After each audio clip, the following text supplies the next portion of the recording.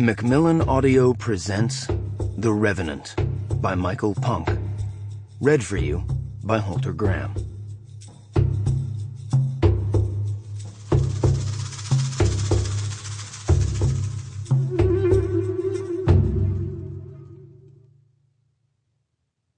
Avenge not yourselves, but rather give place unto wrath.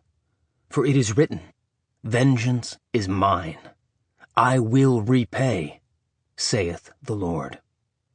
Romans 12:18 through 20. September 1st, 1823. They were abandoning him. The wounded man knew it when he looked at the boy, who looked down, then away, unwilling to hold his gaze. For days the boy had argued with the man in the wolfskin hat. Had it really been days? The wounded man had battled his fever and pain, never certain whether conversations he heard were real or merely byproducts of the delirious wanderings in his mind.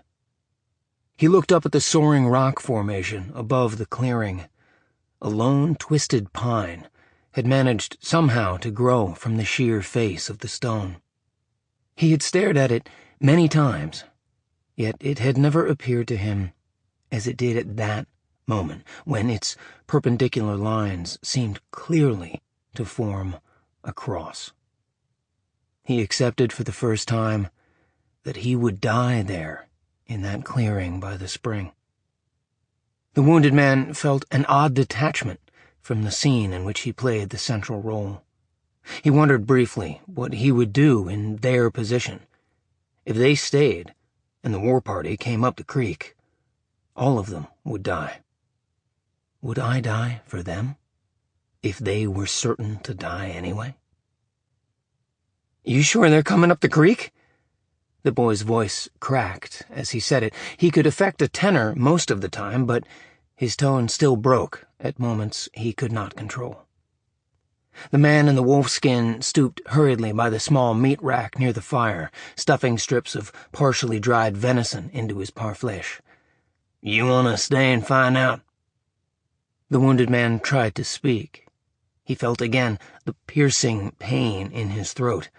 Sound came forth, but he could not shape it into the one word he sought to articulate. The man in the wolfskin ignored the sound as he continued to gather his few belongings, but the boy turned. He's trying to say something."